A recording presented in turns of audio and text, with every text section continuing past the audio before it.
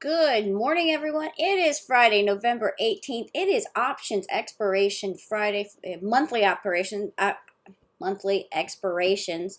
on options. Now, remember, we have expirations every week in several names, but the monthly is today, so that'll add some volatility, especially maybe later on in the day as we move into the close. Okay, a few notes. Next week is Thanksgiving here. And on Thursday, we are closed. The markets are closed. And then on Friday, the markets are only open a half day, but bond markets are I think bond markets are closed on Friday. Okay, so why is this important? Well, people are going to be headed out and going away to visit family, friends, vacationing. It is one of the heaviest traveled holidays of the year. So I have a feeling many schools have all week off next week. So whether or not it's just lighter volume in general, I would suspect on Wednesday, as people get ready to travel and head out maybe that evening, Wednesday will feel a lot more like a half day and we'll probably have a lot lighter volume. Now, with that being said, we could always have some kind of news that picks some volume up. But in general, the trend is that it is a bit lighter on the week of Thanksgiving. Okay, so keep that in mind as you pick up plays moving forward. All right, here's a look at our our S&P futures. I'm a mess this morning. Our S&P futures looks like potentially a bull flag setup. We'll see how today turns out. Yesterday we moved lower pretty sharply on some comments out by Fed's Bullard, who put out a rate range of 5 to 7%. It's the first time we heard that 7% just the day before, and we've heard many others say about 4.5 to 5 or 4.75 to 5.25. Well, his most dovish scenario was 5. That is very interesting. You know, it's just really hawkish, incredibly hawkish. And we know that Bullard, it does tend to be this way. Now, remember, next month is well, obviously it's December, the last month of the year, but it is the last month that Bullard actually will be a voting member. They have a set rotation, and so he will no longer be a voting member, but we have some others coming on that will be voting members. So we'll see how that changes the picture of hawkish versus dovish, but nonetheless, that's what we have to deal with. Also, next month, we'll get a CPI data reading right before the Fed meeting, in fact, the day before. So we'll take all of that kind of into play looking forward. Today on the docket, we only have existing home sales and, ooh, I even put it in there and I can't remember what the other one is.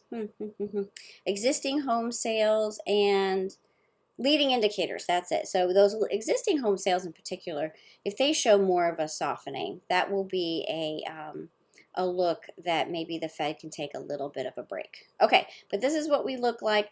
Make sure with the options expiration, we have some volatility that might start to play out. Remember, too, as we move a little bit further away from some of the big earnings, the blackout period for those who had discussed doing buybacks, that period is those periods are starting to open up.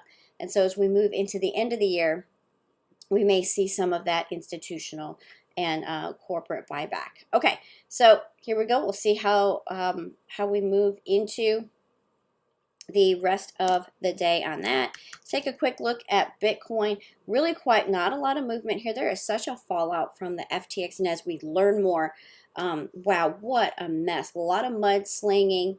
BTC, Bitcoin itself has actually held up fairly well. Now remember, not all coins are the same. They're not all exactly looped together. You know, there's different technologies, there's different coins, there's, you know, they're very different. Even though we put them all into that cryptocurrency basket, they're not all the same. So keep that in mind. We're just getting tighter and tighter. Seems like a pretty good support level here around 1600. We are seeing a pullback in oil, pretty decent pullback here in oil. Continue to watch that as we move forward. But let's go ahead and hop into a watch list. Some things I'm watching for today. Oh, and Foot Locker moving really well here this morning on off of earnings. We have JD, a lot of those Chinese names moving on the expectation of some reopening there in China. It's going to be a slow rollout, I think, but definitely worth watching.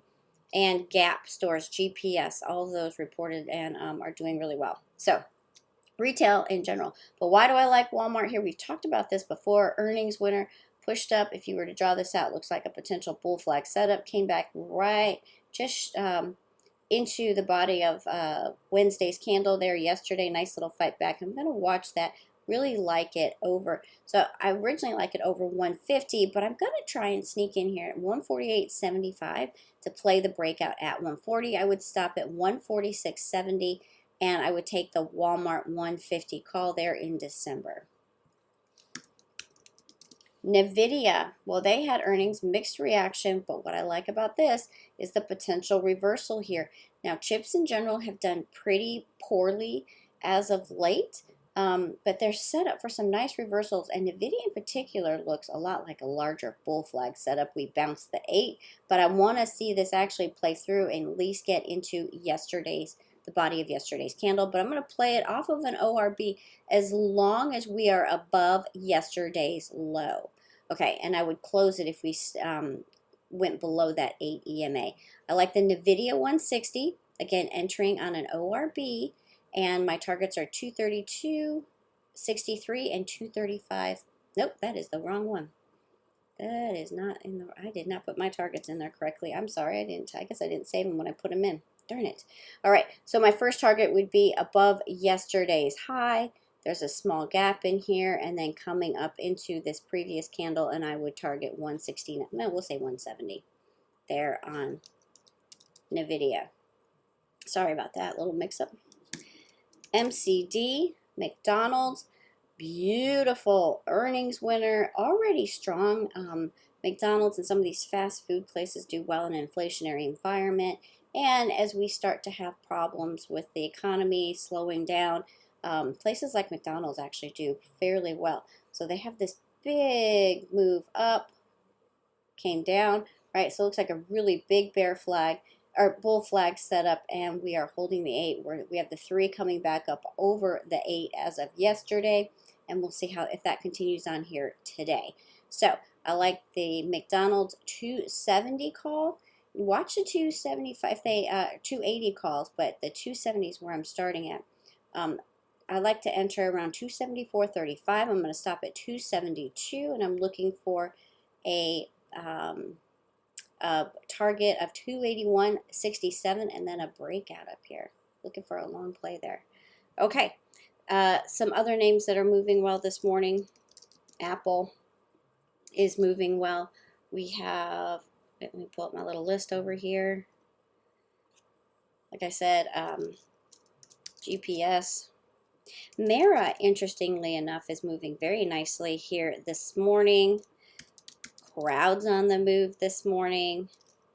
DraftKings, a lot of news around that lately. A little bit harder of a trader, but ASAN has a nice reversal coming up in it. And yeah, those are the ones I like.